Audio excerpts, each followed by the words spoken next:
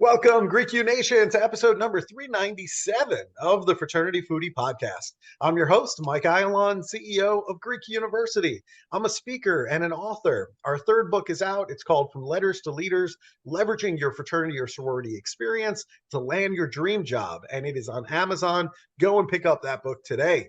We call these episodes the Fraternity Foodie Podcast because there is nothing like great food to bring college students together.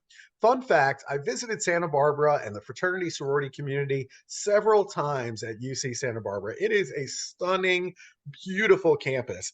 I'm not sure how people get any work done with the quality of the beaches there. I got to be honest with you. I went to school in Buffalo, New York, so our only option was to get work done. Speaking of getting work done, we are going to talk to our next guest about how we can all make that happen. Now, do you struggle with productivity and do you feel overwhelmed by your workload? As an experienced professional certified coach and industrial organizational psychologist, Juli Shulem understands the challenges that come with managing a busy schedule and striving for success. If you're feeling stuck and you're unsure of how to move forward, Juli is here to help. Her clients have seen tremendous success in getting tasks done, improving their follow through, and even negotiating new positions and pay increases. Who doesn't want that?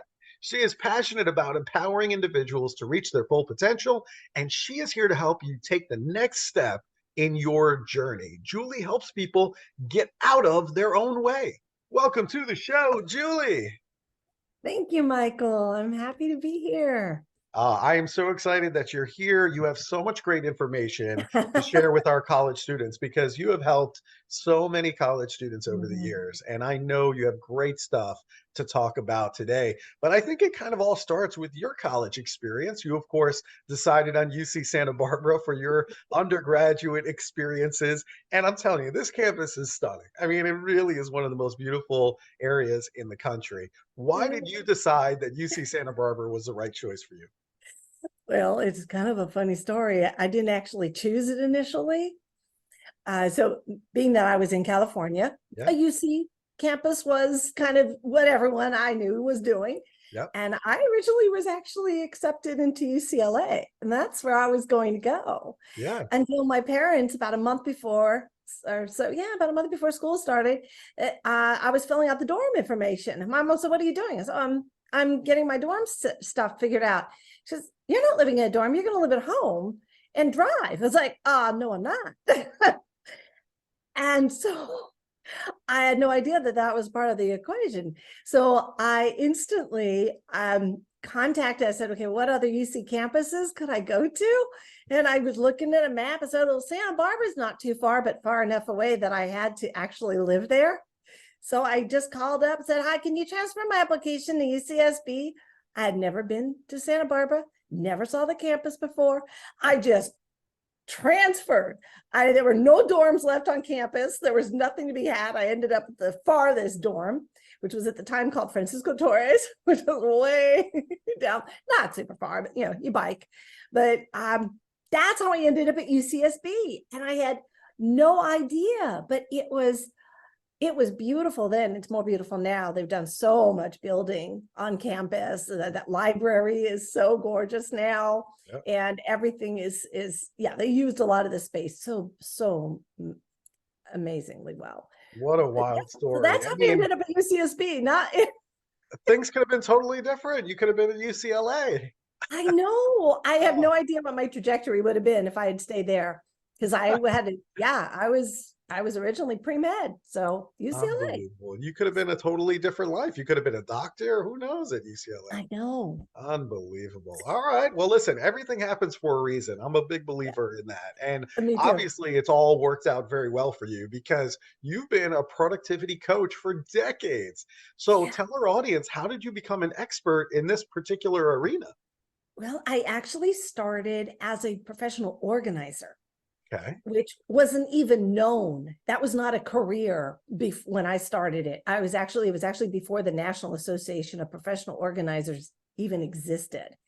And it was something that just it just kind of happened, kind of like going to UCSB. It just kind of happened to me. But Yeah. I ended up when I was working my way through college. So I had jobs, and one of them was working in a dental office.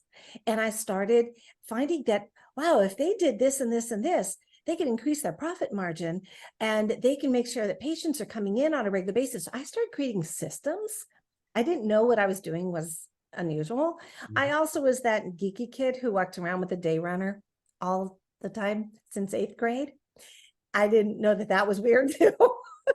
Now, of course, everybody does, we just do that. But it was unusual. But I just was brought up that way. My dad was an engineer and very methodical, very organized. Everything was written down, lots of lists. So I kind of grew up with that.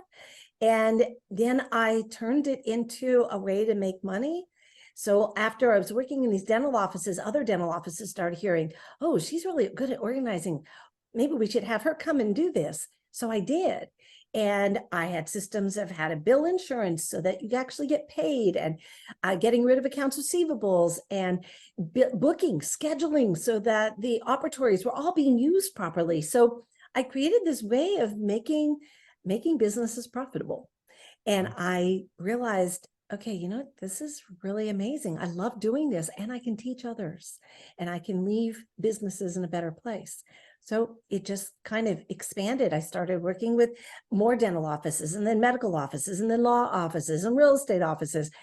I was helping entrepreneurs and solopreneurs all over the city, and it just kept going. And that's kind of how the whole thing really started. That's amazing. That is just incredible. I think that's a good lesson for today's college students is you just kind of have to like embrace what comes your way and be flexible. And you were obviously open to this idea. Like obviously the world was telling you, hey, you have this incredible skill for organization. You didn't really know how it was going to play out. It just kind of happened, but you were open to it and you saw a method to build a business around it, which is just incredible. It was kind of weird and Yeah. amazing. And interestingly, and my initial desire when I was in college, I was going to be a surgeon. That was my since I was 9 years old, I wanted to be a doctor, and I wanted to become a surgeon, and or a diagnostician. Yeah. So I love solving problems. I love figuring out how to make things better and figuring things out. So I was also a math major, so I just love solving for X, if you will. Yeah. And what I found is I love solving business problems as well. And one of my clients said it so brilliantly. She said, because she knew I had originally wanted to become a surgeon. She goes, well, you know what? You still do surgery, just not with a scalpel. Like You do. I like that. That's pretty good. All right. So all of our student listeners are dying to hear this. I mean, how can they be sure that, let's say, every organization in every individual in their organization knows exactly what they need to do, maybe every day, every week, every month, and then actually get results? How do you make that happen as a leader? Well, leadership, that's a whole a whole thing all in of itself, of course. Yeah. But in order to, I coach leaders all day long. This is, coach students, college students, and leaders in Fortune 100 and 500 companies, pretty much my clients. And when I'm working with a leader, one of the key things is making sure that they themselves have good systems and structure within their environment, within their world, that they are following through, that they are communicating properly. That's probably one of the biggest things that I come across with my clients is the inability often to properly communicate, to be able to delegate and know how to follow up with someone once you've delegated something. So as a leader, you're not doing everything. You have to manage a team of people that are doing everything. And you have your own tasks. So you have this combination, this duality of working with and managing people, doing tasks, keeping the team together, working on a big project, and you are also beholden to your superior as well. So you're kind of in that middle zone of, I got to manage these people, and I've got to also make sure that I'm fulfilling the expectations that are set before me. So making sure that you're able to train the people that you're working with to do the best that they can do and be the best they can be. Because a lot of times it also comes down to, is the person that is in your team really being able to take advantage of their strengths? Are their superpowers being utilized? If someone's doing something that's really not in their wheelhouse, they're not going to succeed. So we really need to find out, okay, what is this person's superpower? Where are their strengths? Let's utilize them. They're going to be happier. You're going to be happier. The company is going to be happy. Everybody's happy because everything is all fitting together so beautifully. And when that works, when a leader can really tap into someone's powers, their strengths, where they find joy, what really gets them excited to, about their day, you've got a great team. Yeah. So you got to ask and you got to find out. Doing that skills assessment is incredibly important as a leader, to know who you got and what drives them, what motivates them. And then you hit on the training piece, which is making sure that there's good transition between leaders, which often doesn't happen in student organizations. We just kind of throw them in these new positions and we hope and pray that they're going to do really well with no training whatsoever, which is not a successful formula in any company, any Fortune 500 company. Nobody's going to do that. You're going to have, a long training process to make sure that you know exactly how to do your job. But a lot of times in student organizations, it just doesn't happen. It just doesn't happen. One of the other things that college students are suffering from, I think, is just a lack of, time management skills. And a lot of times I see their grades start to suffer because they don't have those time management skills. So how can the students listening right now, how can they stay focused on what's a high priority task and then ultimately see their projects through to the end? Okay, great question. And this is what I spend pretty much all my time doing with people, students and business professionals alike. One of the things that fascinates me and has come to light more and more is people are not utilizing the technology that they have available to them as well as they could be. We all have a phone, with all those wonderful apps on it, and we're not utilizing them. And one of the things that I also see as being a challenge is not knowing how to use a calendar properly, or juggling too many different calendars. Calendars, for the most part, it's a one per person system. You need one calendar. You're one person, one calendar. You can put many, many things on this calendar, but you should not have multiple places to consult, or you're going to miss things. And I've seen that happen way too many times. When I see people really consolidate and use a calendar well, they're rock stars. They can get so much done. Yeah. So it's a combination of that and then task management. I don't use the word time management because we're not managing time. We can't manage time. We can't harness it. We can't manufacture it. We can't do anything with it. Time will go on as it always has and always will. But we can manage the stuff we do while time is passing. And those are the tasks. A lot of times what I see students doing is they are not really keeping track of all of the assignments that they need to get done in the right amount of time, because they're not really taking care to look ahead. They'll just say, okay, what do I have to do today? Or what do I have to do in the next couple days?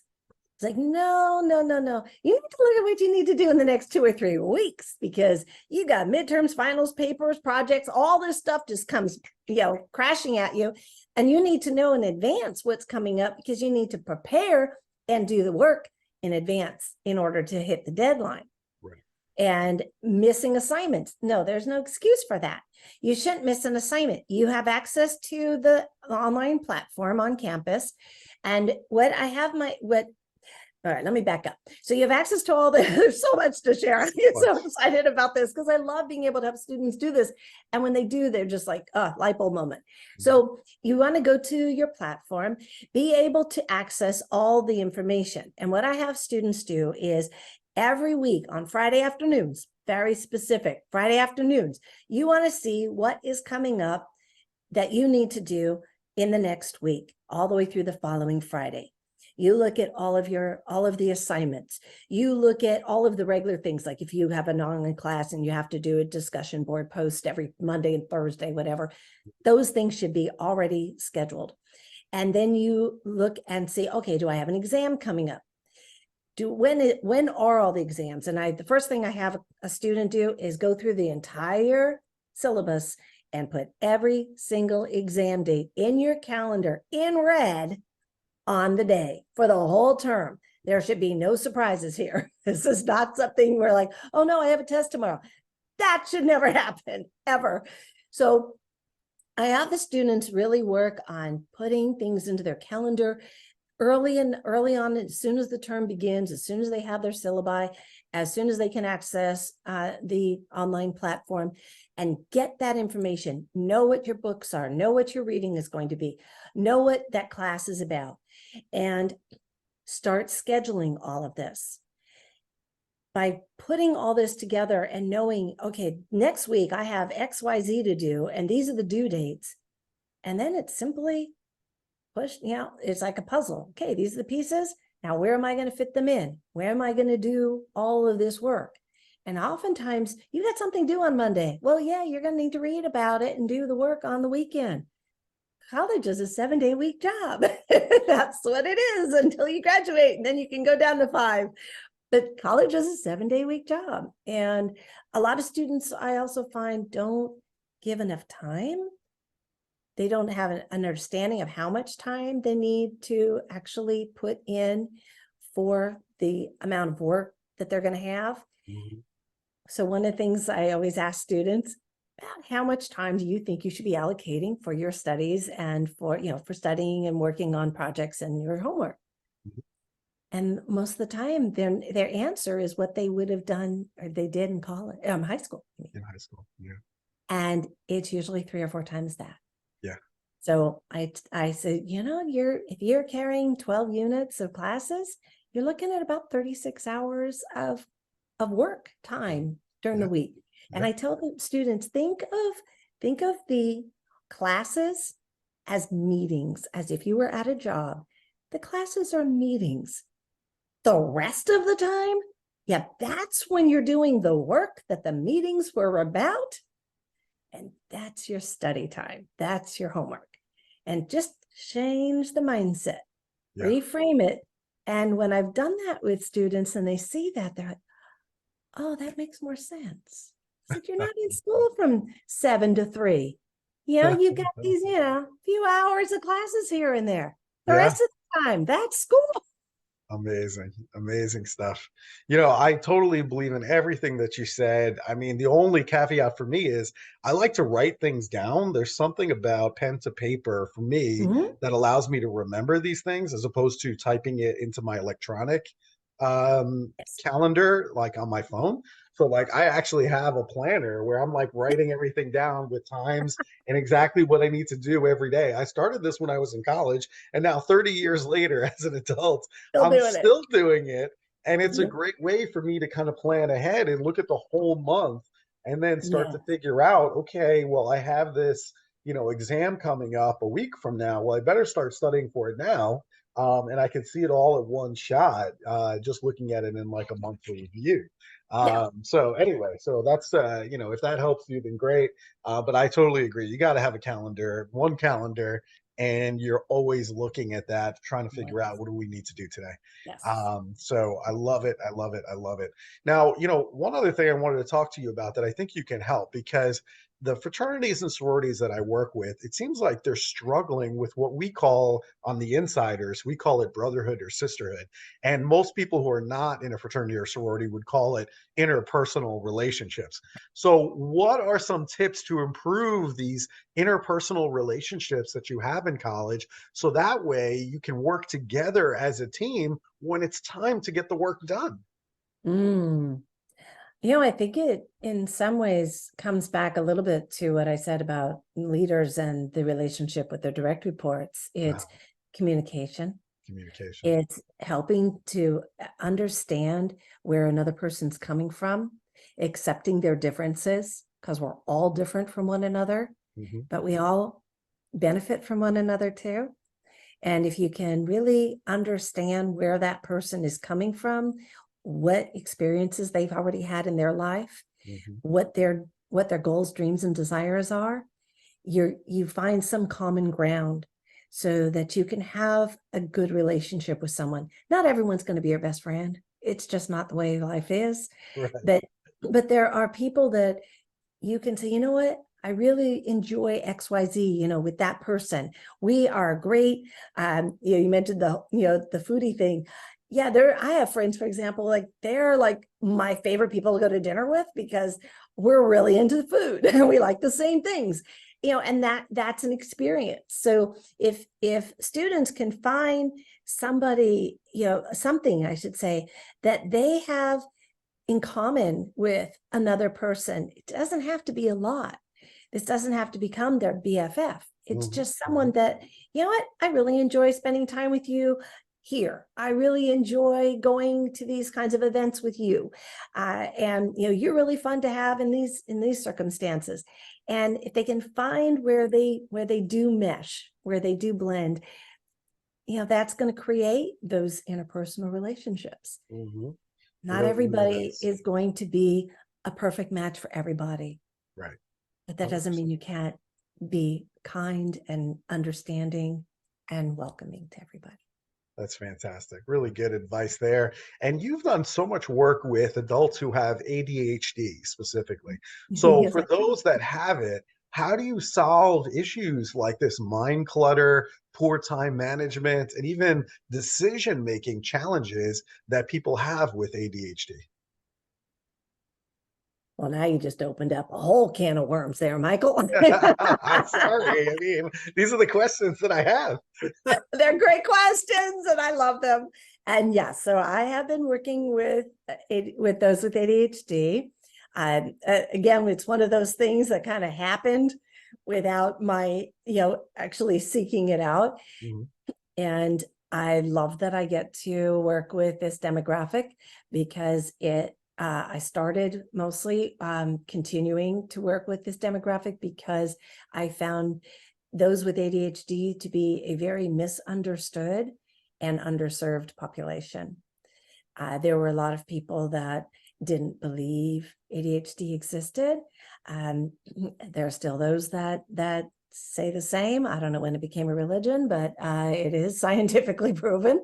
And I really like to be able to help those with ADHD to build their confidence and realize that they have a tremendous amount of gifts and things that they are bringing to the world, and not to push that away. So there are some challenges when you have a non-neurotypical brain. And I have some wonderful tools that I teach my clients to use that help them to really succeed. One of them, what you just mentioned, writing things down. Yes, we do remember things and it does go into our brain better when we handwrite. And one of the things I have my student clients do is when they're setting up their list of things that they need to do. I actually have a form. I created a tool for students to use their writing ability to write things down, because that is going to be easier and better to remember. And there is that connection. I've had a few with dysgraphia where they can't actually physically write. So then we use electronic option. Of course, there's always a workaround. But helping students to really see time passing and use alerts and various systems, because many with ADHD have time blindness. 5 minutes, 5 hours, it makes a difference.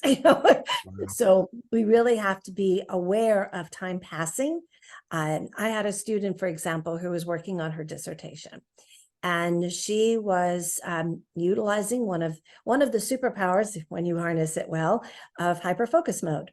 Hyperfocusing can be excellent because you can really get so engrossed in what you're doing, and you can be incredibly productive and make great strides. Well, as long as you can also get out of it. I've had a few clients where they get stuck in that and they don't set any alerts or alarms to get them out of it. And this was one of those cases. She got working and she was writing and she was on a roll, didn't set up any alarms. Bad idea. Worked right through lunch, right through dinner, and forgot to go to her friend's wedding. Oh, no. So we don't want that to happen. Right. So we haven't had that happen in a long time, because now we set up alerts and you're like, okay, you're gonna set up this, you're in that mode, great. Remember, instantly set an alarm so that in 2, 3, 4 hours, whatever time you got allocated, you can stop and take a break. And you can go back and revisit, but you need to be able to know that if you got something else coming up and going to a class or you got an event, that you stop in time to do that.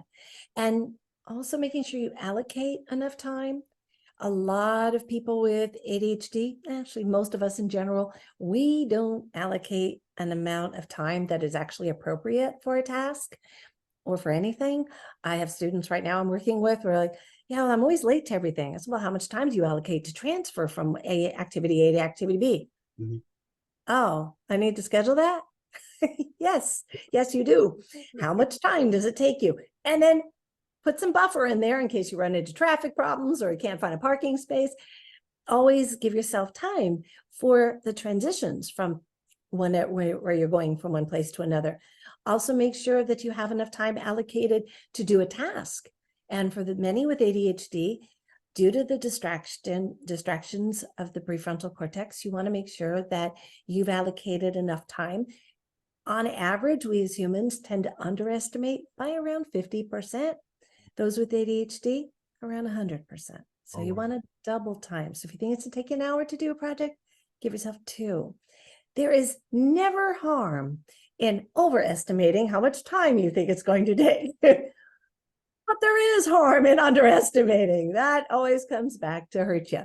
So always overestimate.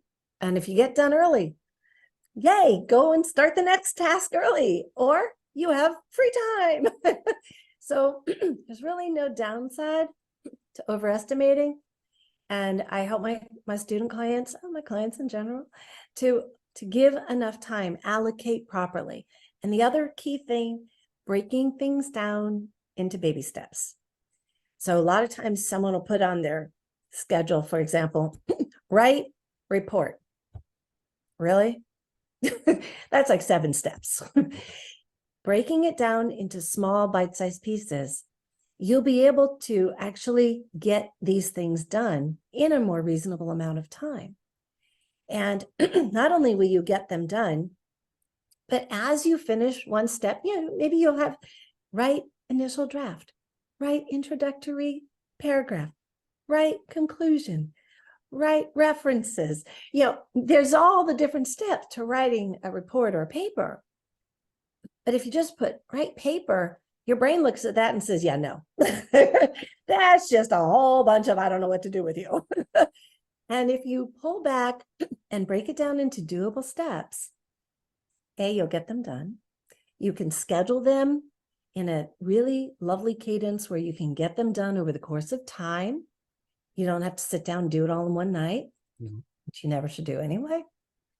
And you also have the ability to tap into that wonderful, wonderful gift of when you get something done, have that great sense of accomplishment. Mm-hmm. So as you check off, I did this, you get that little hit of, yay, I got this done. Mm-hmm. I can succeed. I can do this. And you do more of it. It actually motivates us to want to continue to do more things.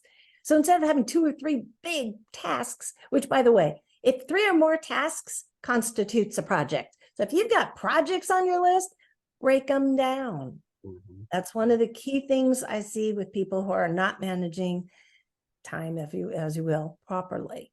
They're trying to do too much in a short period of time. And then you have this feeling of failure when you do that, because you're not going to get it all done. If you actually sat down and calculated how long it's going to take, you'll see it's not going to happen. I have a great story about that. Want to hear it? Sure. So I was working with an executive and he called me in to help because he says, I'm really busy all day, but I'm not getting everything done. I don't know how to fix this. So I had him go through and write down all his tasks. We prioritize. That's another whole conversation. And then I had him do a time estimation. I said, okay, just figure out how many hours and minutes it's going to take to do each of these tasks. Mm-hmm. So he said, okay, no problem. He put it all down. This was before we were adding extra time even. Had him write it all down. I said, okay, now total that number. 14 hours for that day. What? 14 hours. Wait, he had 6 hours of meetings in that day. Wow. I said, well, do you see the problem here? 6 hours of meetings. How am I supposed to get all this done? I said, well, you can't. So you'll have a couple choices. One, you delegate some of this to some of the staff that you have here. Two, you decide what actually does need to be done. Maybe some of these things are irrelevant and you just haven't, spent enough time looking at them. Or three, they need to be put on a different day. Yeah.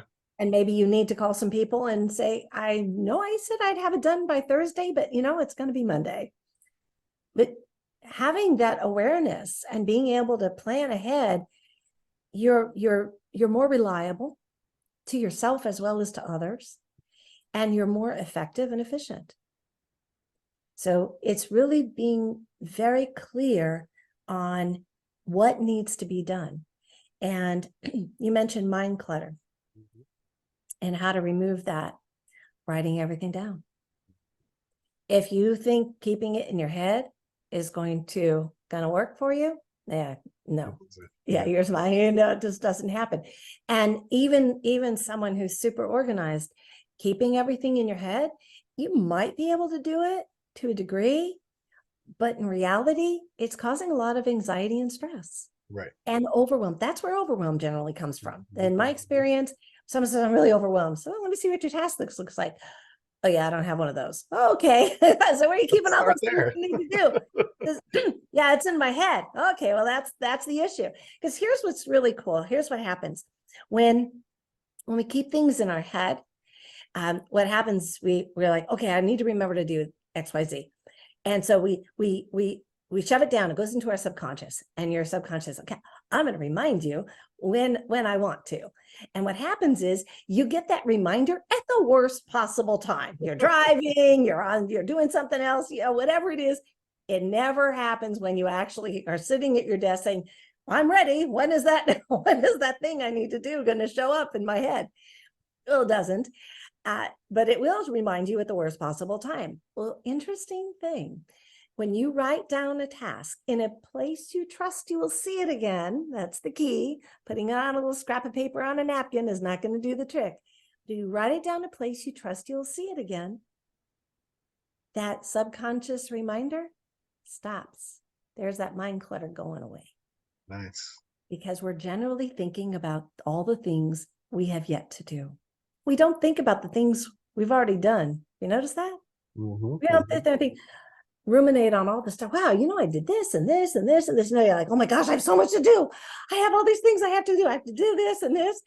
And then half the things we have to do, we don't even remember unless we have them in a place where we can trust we're going to see them. And we actually plan and have structure in place. I love it. I absolutely love it. That's so helpful. And you're absolutely right. I mean, anytime I'm overwhelmed, it's usually because I'm trying to store all the things that I need to get done in my head.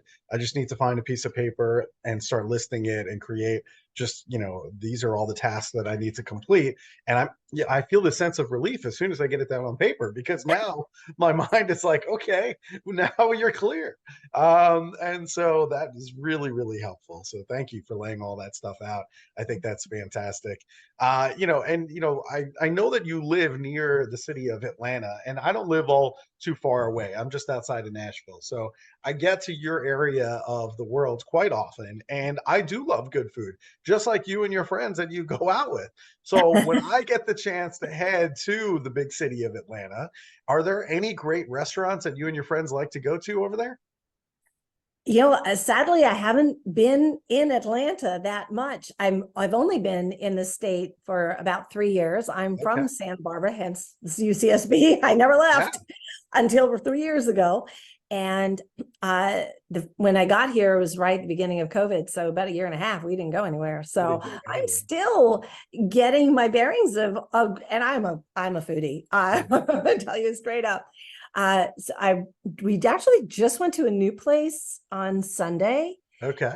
Called Ray's on Killer Creek. They have about 3 of these restaurants. And this was the first time we went there. And I thought the place was wonderful, beautiful environment, and just really well appointed. I really enjoyed it. And the service was spectacular. And the food was really great. So it was a home run. But yeah, I haven't gone to a ton of places that I can say, Table in Maine, although I will say that in Roswell. So it's a little outside the main city. That was a beautiful restaurant. We sat outside in the evening in the summer, just last month, actually. It was gorgeous. Yeah. And we had a really lovely time there, and the food was spectacular. All right, I'm going to have to go and check out a couple of new places. That's always good. If you're ever in Nashville, there's a big foodie scene in Nashville. I mean, all the great chefs are all moving to Nashville and just making some incredible food. So I'm going to have to go there. Yeah, you're going to have to come and check it out. You might never leave if you come to Nashville. And you'll be like, all right, this is where we're living. You'll fall in love with it. It's great. If you like live music and you like really good food, I'm telling you, there's no better place in the world than Nashville. Actually, I've got relatives not too far from there. So I've been. Come and visit. Well, this has been a lot of fun. All right. So if our student listeners, if they need a productivity coach, which many of them I know would really, really benefit from working with you, where can they go in order to connect with you? Super easy. My website is coachjuli.com. Now, Juli is spelled Juli. There was no E at the end. And if you just look me up, Juli, Juli, Shulem, Shulem, you will not be able to not find me. I am super easy to find. So I'm on LinkedIn, Facebook, Instagram, and my website, and all the places. The ways to reach me are all on there. I'm very accessible. Fantastic. Absolutely fantastic. It's Coach Juli. It's Juli. And if you just type that into Google, you'll find all of Juli's contact information, her website, and all of that good stuff. Thank you so much for sharing all of this with our students, because I tell you what, it is really beneficial. So thank you again. My pleasure. Thank you so much for giving me the opportunity. I'd love to help. You are welcome. And to our listeners, if you enjoyed this talk with Juli, make sure that you like it. Make sure that you share it with other college students that are struggling with their time management and everything that we talked about here today. If you know anybody with ADHD, Juli is the perfect person to connect with. So thank you so much. This has been great. To our listeners, we enjoyed having you, and we look forward to seeing you on another episode of the Fraternity Foodie Podcast. Thanks so much, and we'll see you next time.